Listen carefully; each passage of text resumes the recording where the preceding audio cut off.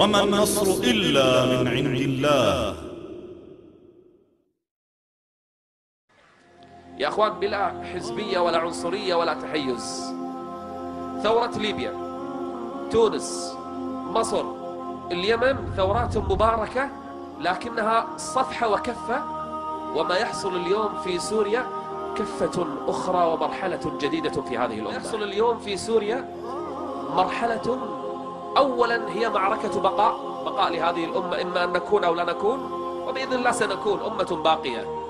اثنين، ما بعد سوريا، وأذكركم بكلمات هذه، سيتغير أمر كثير في هذه الأمة.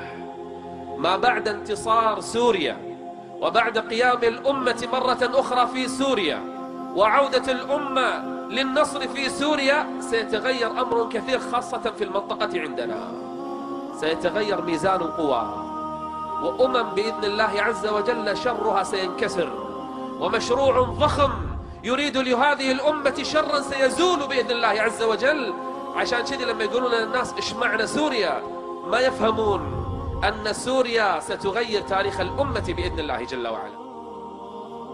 من هدي النبوة أحاديث الملاحم، ومرحلة جديدة تستعد لها الأمة الإسلامية وتتجلى في الثورة السورية. هذه مو قصص اليوم نشوفها بعيننا، اليوم نسمعها بآذاننا. شفتوا الجثث في سوريا يا أخوان؟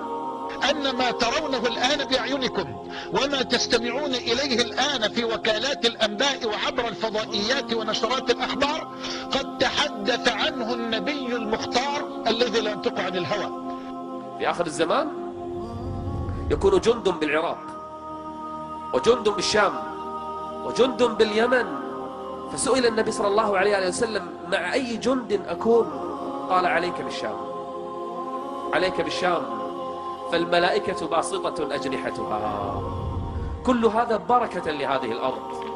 إنها الشام التي قال النبي صلى الله عليه وآله وسلم عنها: إن الإيمان إذا كثرت الفتن بالشام. إن الإيمان إذا كثرت الفتن بالشام. الشام اللي كنا نراها منطقة وبلاد عادية حالها كحال كل بلاد المسلمين، بلاد عادية، اليوم شوف الثورة التي فيها يربيهم الله عز وجل لأمر آخر.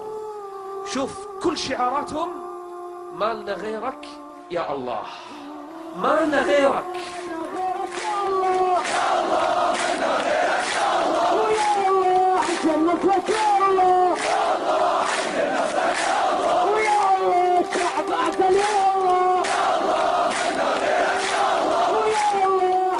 والحديث رواه الإمام مسلم وغيره من حديث أبي هريرة رضي الله عنه قال صلى الله عليه وسلم: لا تقوم الساعة حتى ينزل الروم بالأعماق. صلى الله على من لا ينطق عن الهوى. أين الأعماق هذه؟ بالأعماق أو بدابق. الأعماق أو دابق في حلب في سوريا. لا تقوم الساعة حتى ينزل الروم بالأعماق، أو قال بدابق. دابق أرض هي شمال مدينة حلب، شمال سوريا. في الحديث أيضا في مسلم قال عليه الصلاة والسلام: لن تقوم الساعة حتى تنزل الروم بالأعماق، أو قال بدابق. لاحظ ما قال حتى تأتي، حتى تنزل، دليل أنهم يأتون من شمال. الأعماق ودابق في شمال سوريا.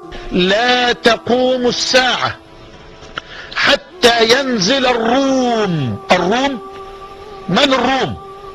الروم أو بنو الأصفر امتدادهم الآن في العصر الحديث الأوروبيون والأمريكيون، نسل بني الأصفر، أوروبا وأمريكا.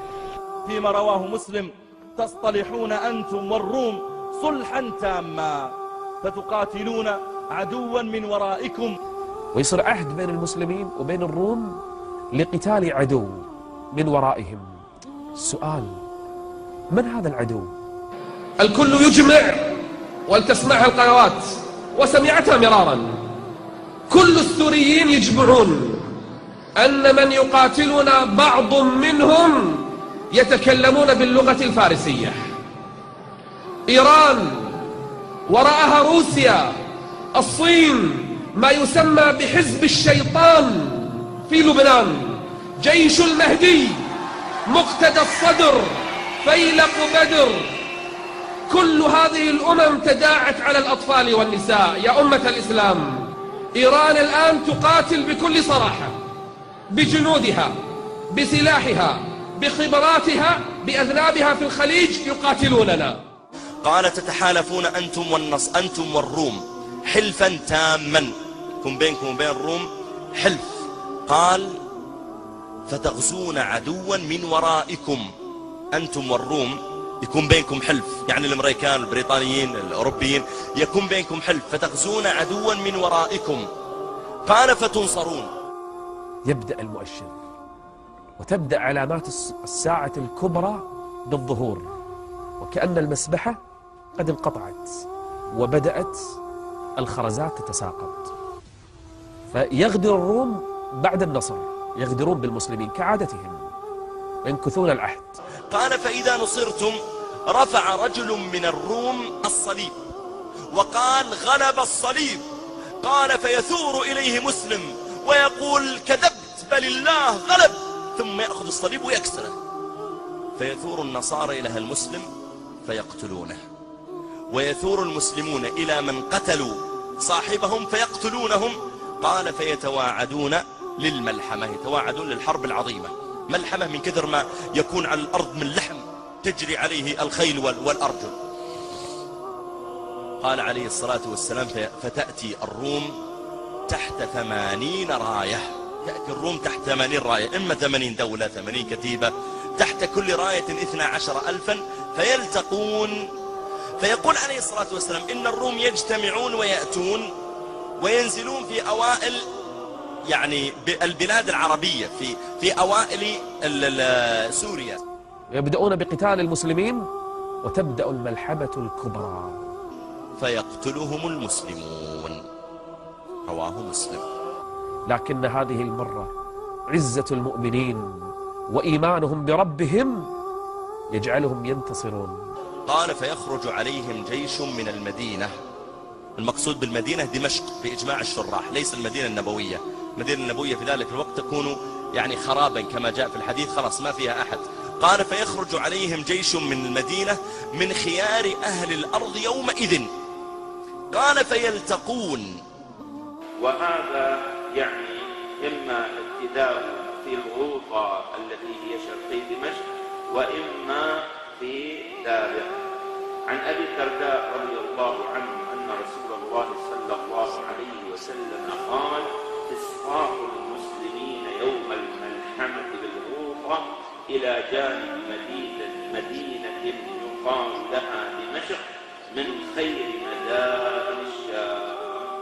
قال عليه الصلاة والسلام يوم الملحمة الكبرى، يوم الملحمة الكبرى فسطاط المسلمين، يعني اجتماع المسلمين وقيامهم. فسطاط المسلمين في أرض يقال لها الغوطة، والغوطة هي الأرض التي فيها ريف وبساتين. قال فسطاط المسلمين في أرض يقال لها الغوطة فيها مدينة يقال لها دمشق خير منازل المؤمنين يومئذ. رواه أبو داود. يخرج رجل من آل بيت النبي صلى الله عليه وآله وسلم، اسمه كاسم النبي واسم أبيه كاسم أبيه محمد بن عبد الله، فهو من أشراف الناس ومن كرام البشر. يصلحه الله عز وجل فجأة وقد امتلأت الأرض جورا وظلما، يبايع هذا الرجل، يدفعه الناس دفعا ليبايع بين الركن والمقام عند الكعبة، يبايع المؤمنين على الجهاد في سبيل الله والقتال لنصرة هذا الدين. اللي يدلك أن المعركة عظيمة قوله فيهزم ثلث، يفر من اللي هم خيار أهل الأرض، يفر ثلث. قال فيهزم ثلث لا يتوب الله عليهم أبدا. قال ويقتل ثلث، هم خير الشهداء عند الله.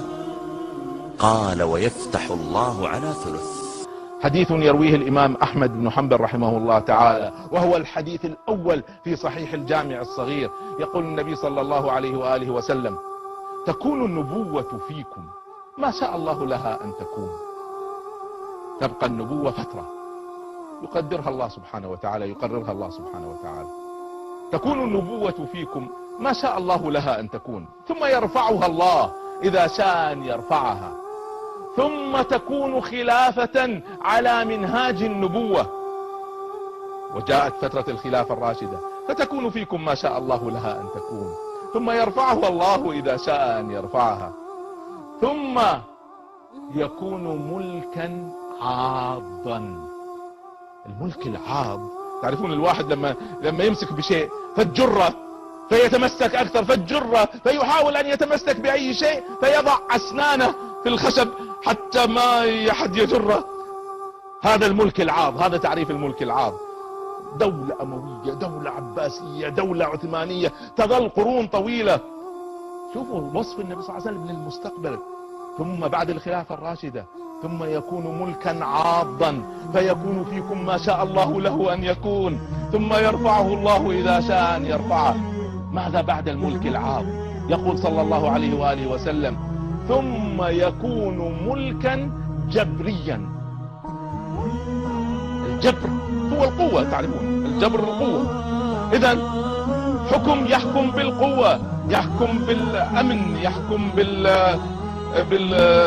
بالعسكر، بالمباحث، بالمخابرات، رأيناها ونراها. ملكا جبريا، انقلابات عسكرية، أمن، معركة جمل، غيرها. هكذا عقول قليلة لكن يحكمون بالقوة.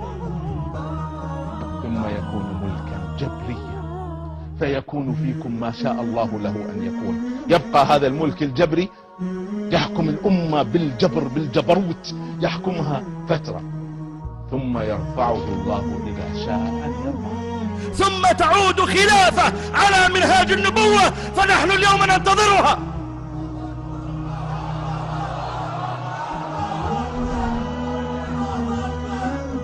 أقسم بالله أنها قادمة، أقسم بالله لكأني أنظر إليها بعيني الآن.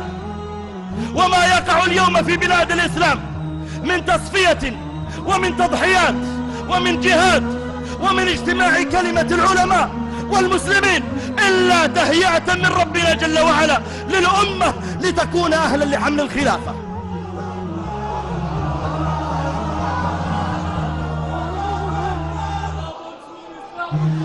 أخيرا، إن كانت هذه الأحداث التي نعيشها اليوم هي التحضير الفعلي للملحمة الكبرى، فأنصح السوريين قبل غيرهم بالعودة إلى بلدهم الأم سوريا للمشاركة بهذا الشرف العظيم، لأن أهل مكة أدرى بشعابها، وشباب سوريا أولى بحمايتها. وأنصحكم بأن لا تكونوا من الثلث الفار الذين لا يتوب الله عليهم أبدا، فالله خير حافظا وهو أرحم الراحمين.